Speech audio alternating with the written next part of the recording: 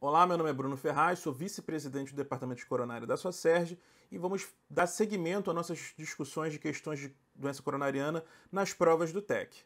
Vamos lá, agora vamos discutir uma questão do TEC de 2019. É um homem de 63 anos que está internado com quadro de angina instável. Qual, dentre as alternativas abaixo, não constitui um estratificador de alto risco nesta condição clínica?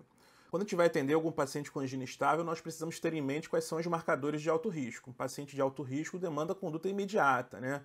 Então, esse paciente que tem algum marcador de alto risco é um paciente que eu vou encaminhar para hemodinâmica mais precocemente, é um paciente que demanda terapia plena. Então, esses marcadores de alto risco têm que estar bem fixado na cabeça de vocês. Então, antes de ver as alternativas, vamos discutir um pouquinho sobre esse tema.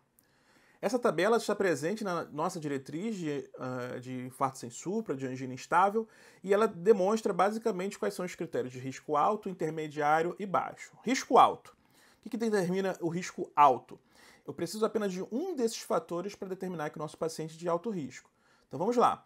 Dor em repouso prolongada, acima de 20 minutos, ou contínua. Se o paciente tem uma dor contínua, não está melhorando com nitrato, não está melhorando com nada, provavelmente isso é um sinal de uma obstrução crítica. Paciente que demanda revascularização precoce. Paciente que está evoluindo com sinais de insuficiência cardíaca, paciente evoluindo com edema pulmonar, que significa que aquela obstrução coronariana já está prejudicando o funcionamento normal do coração. O coração não está conseguindo injetar o sangue de maneira adequada e já está evoluindo com edema pulmonar. O paciente grave precisa de intervenção mais precoce. Angina associada ao sopro de insuficiência mitral. O que significa? Isso significa que ou eu tenho alguma complicação mecânica relacionada ao infarto, ou aquela angina, isquemia estão comprometendo o funcionamento dos músculos papilares que fazem parte da dinâmica do funcionamento da válvula mitral.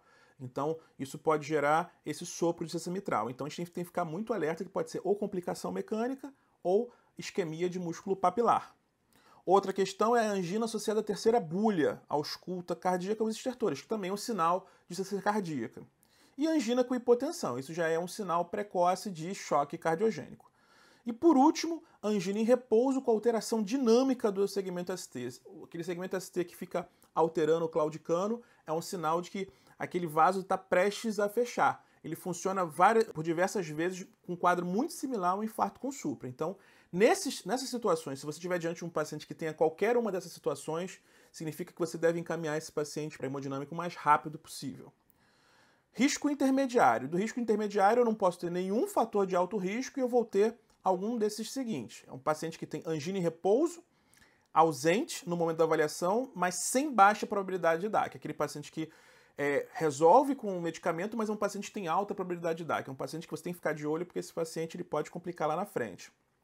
Aquele paciente que tem angina em repouso, mas melhora. Aquele paciente que você faz o repouso, ele melhora, ou você usa o nitrato e melhora essa angina. Também é risco intermediário. Angina noturna. Angina noturna é um sinal de gravidade porque é uma angina que acontece quando o paciente está dormindo. Então significa que é uma angina em repouso. Então a angina noturna é um marcador de gravidade, mas não é um marcador de risco alto. Angina de início recente grau 3 ou grau 4, CCS, nas últimas 2 semanas, mas com baixa probabilidade de DAC. Então, uma angina nova. Então, nesse caso, num paciente com baixa probabilidade de DAC, você tem que observar esse paciente, é um paciente que tem o seu risco, mas não é considerado risco alto.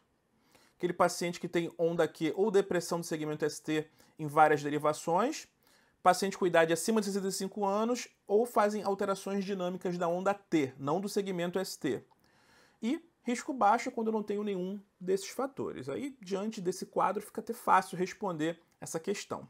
Então vamos lá. Então vamos ler as opções. Opção A, angina noturna. Nós vimos no quadro anterior que a angina noturna é marcador de risco intermediário, não é de alto risco. Ele quer alto risco, ele quer qual que não é alto risco. Então, essa parece ser a resposta. Então vamos deixar aquela bolinha ali para marcar e vamos seguir para as outras opções. B, dor em repouso prolongada por mais de 20 minutos e contínua. Nós vimos que esse quadro representa realmente um marcador de alto risco. Está correta. Angina com hipotensão. Aquele paciente que está perto de evoluir para choque cardiogênico. Está correto. Então, é um marcador de alto risco. Letra D. Angina associada a sopro sistólico de regurgitação em foco mitral. Perfeito. É aquele paciente que eu falei para vocês que tem ou está evoluindo com alguma complicação mecânica de infarto ou disfunção de músculo papilar. Então tem que ficar atento. É condição de alto risco. E letra E, angina em repouso com alterações dinâmicas no segmento ST. Beleza, segmento ST, perfeito. Alterações dinâmicas do segmento ST é marcador de alto risco. Lembrando que a alteração dinâmica da onda T é de risco intermediário. Tá bom? Espero que tenham gostado. Deixa o seu comentário aí pra gente saber se vocês estão gostando e continuar fazendo mais vídeos para vocês. Tá bom? Um grande abraço e até o próximo vídeo.